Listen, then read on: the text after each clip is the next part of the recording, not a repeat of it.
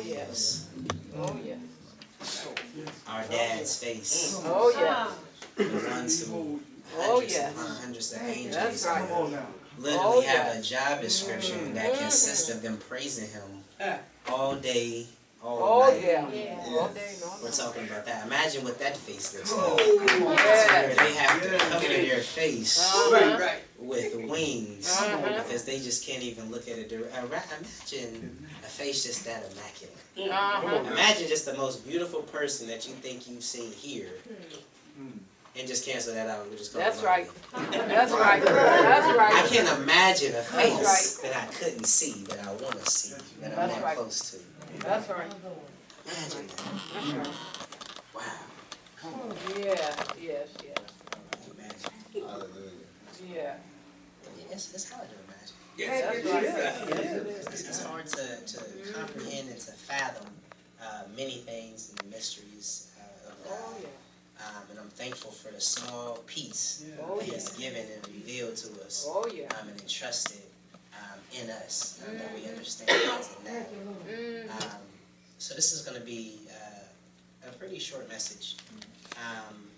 And I was kind of jumping around between the theme of it and just as we've been going through the service, God has kind of been marrying the two.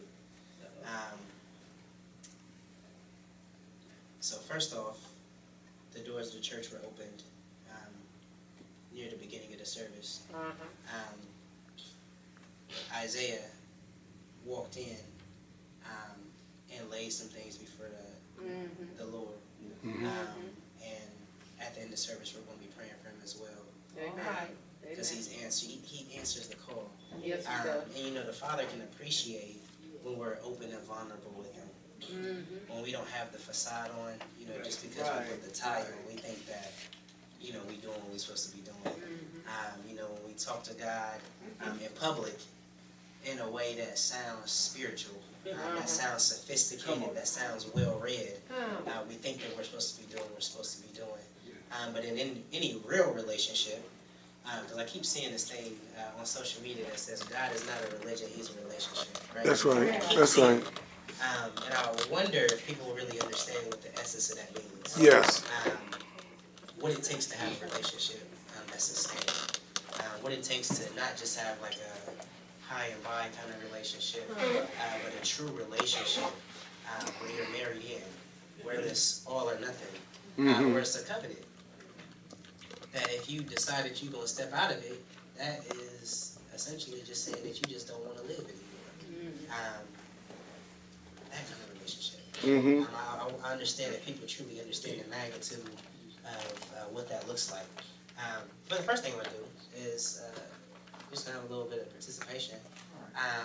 Just raise your hand if you've ever been on a plane before. Anybody ever been on a plane? Just about everybody ever been on a plane? Okay. Well, you know that when you go on a plane, you know, the stewardesses, or the flight attendants, I'm not sure. I heard that there was like some debate of what they want to be called. I think one of them was offensive, so not to offend. They give you some instructions on what you can expect from the plane. They tell everybody, you know, put your plane on airplane mode. There's going to be some times throughout the flight that they're going to give you some instructions. And one of those instructions is going to be, you know, to put your devices away, put your trays up. You know, they're going to let you know when there's some turbulence coming. They're going to let you know all of those things.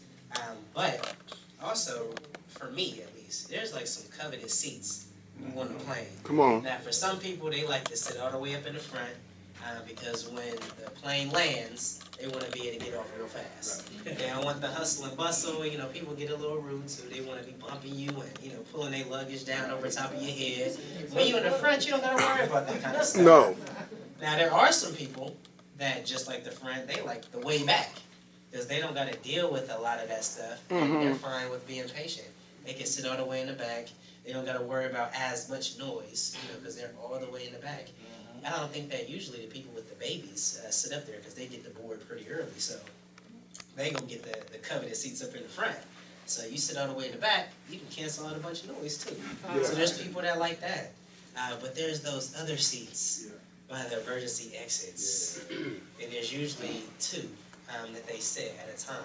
And for everybody that sits in those seats, they get a special set of instructions that Yes, they have they to do. follow. Right. They get an extra responsibility that they have to have in case of emergency. That's right. When that door hatch has to be opened, That's they right. have to be prepared. Mhm. They have to be following instructions, and they have the responsibility of those other passengers on the plane. Mhm. God has put us in a unique position as Christians, as those that are hearing the word of God, and those that have been invited into this relationship with Him. We have a special set of instructions that we have to follow. God has given us a word here. He doesn't just write it in black and white for us. He's placed shepherds in various places for us to be able to hear these words. He sent out evangelists for us to hear these words as well. And with those special instructions, we have much more responsibility.